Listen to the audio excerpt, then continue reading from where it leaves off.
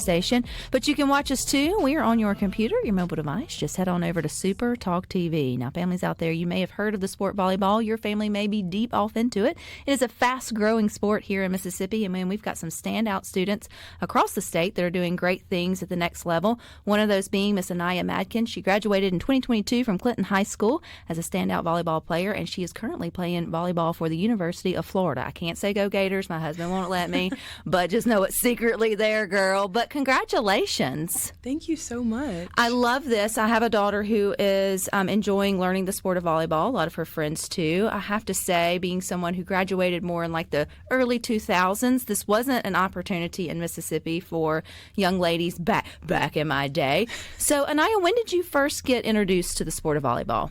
A good 5 to 6 years ago, I started seriously playing volleyball, and ever since then, it's been what it is. My parents wanted me to be a WNBA basketball star. They're okay with that now. But they've moved on from that dream now. But so there at Clinton High, was volleyball already kind of like a seeded sport within the school, or had you guys just started up a volleyball program? Yeah, so volleyball had been around for a while. When I started playing high school, I played my freshman and junior year, and I didn't play my sophomore or senior. But I was also doing club volleyball at the time, so going back and forth between that, also doing track and a little bit of soccer here and there. So you're one of those multi-sport athletes that then had to, obviously, as you start to rise, you have to figure out, okay, you got to pick one. You can kind of like focus in on it. So what was it for you about volleyball that just kind of screamed your name, whether that kind of kept you going, wanting that next level? Yeah, so my mom, we actually grew up in Starkville, Mississippi. My dad was a Bulldog. My mom was a Bulldog. My mom would take me to basketball games all the time and try and really get me immersed in that sport, and it wasn't really there for me even at a young age. She took me to a volleyball game, and she said that my eyes lighted up in a way she's never seen before, and ever since my parents allowed me to step on the volleyball court, which was later than most kids, I was just completely enamored, and it's just the speed of the game, the ability to be creative while also being aggressive, as well as like the opportunities that have come for me from the sport, even at a young age. And I feel like, too, it's just continuing to grow, and those opportunities are continuing to grow for young ladies.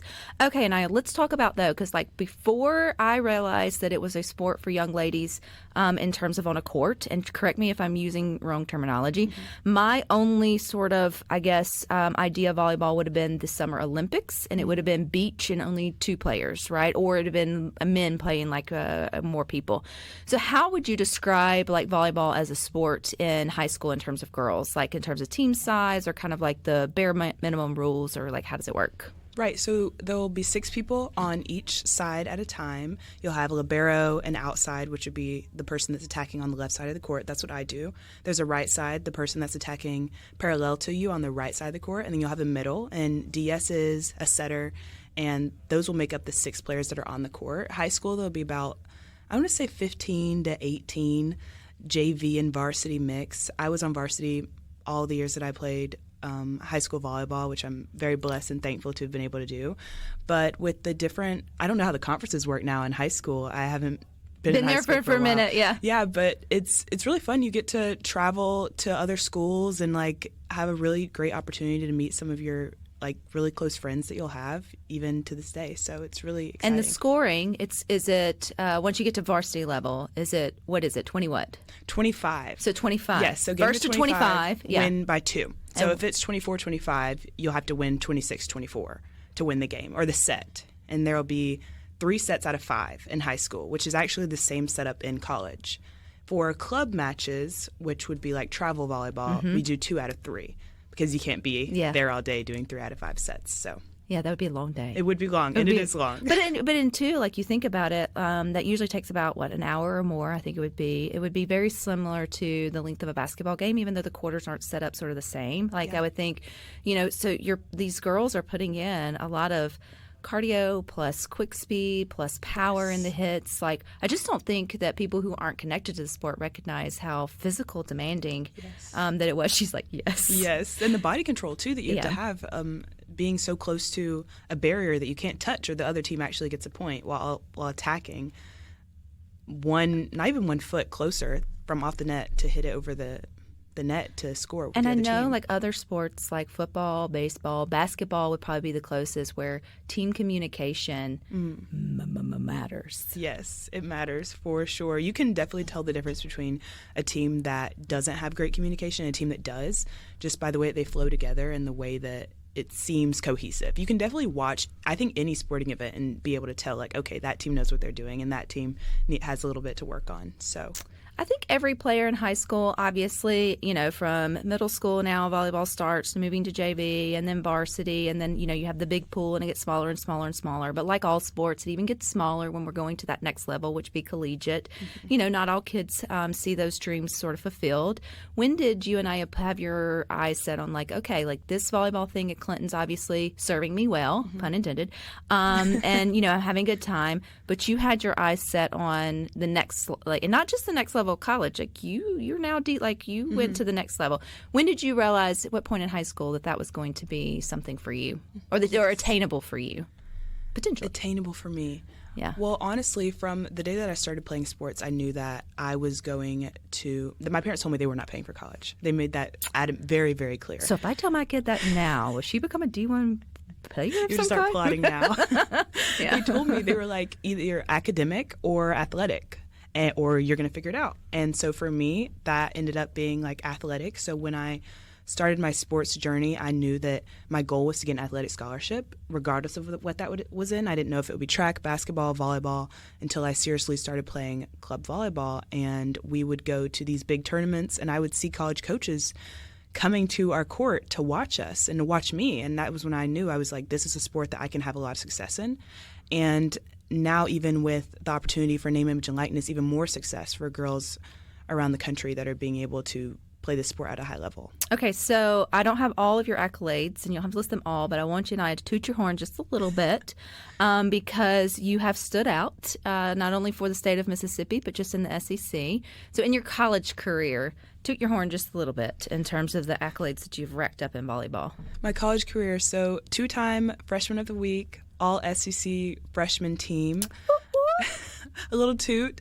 Midway season, I was the leader in kills and kills per set for the entire SEC, not just freshmen. But explain a kill, because a it kill, means something else. That's when you attack the ball and the other team can't get it up. It's either a shank or it hits the ground. It's like whoop whoop. So I was over national volleyball Instagrams for a good half of the season when I played at Arkansas this past year, and just had immense opportunity to play the sport that I love. And I have been working really hard for a long time, so it was really nice to see those things come to light. Talk about behind the scenes, because I think it's easy for you to spout out those great things. If they're watching on SuperTalk TV, you're a beautiful, tall young lady. It seems like, oh, she'd just be a natural. But there's a lot of, just like in basketball or any other, there's a lot of reps at home, or like dedication that your parents can't push you to, right? Like, as parents listening, we can't force that kind of want out of our student athletes as much as we would like. So what kind of dedication behind the scenes, Aniya, did you sort of put into reaching this this level in the SEC? Yes. So I would first do a big nod to my parents.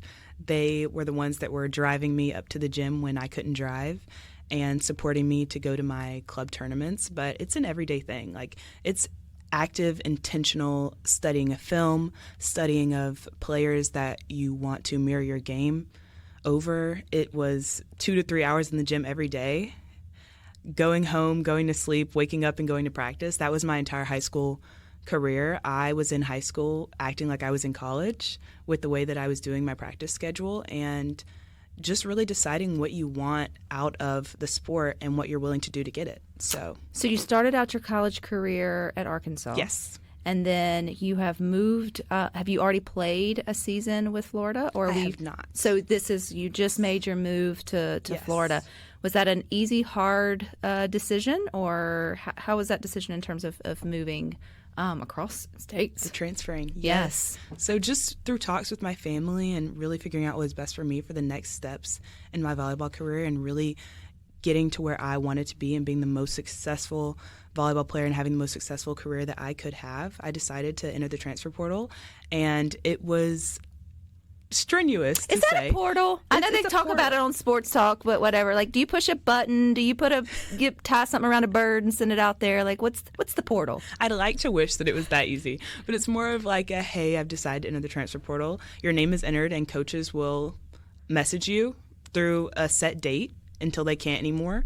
And Florida was, I believe it was my last call on a long day, a very long day, and my first day in the transfer portal. And I was talking to Mary Wise, who is extremely decorated. She just retired, actually, but one of the most decorated volleyball coaches in history.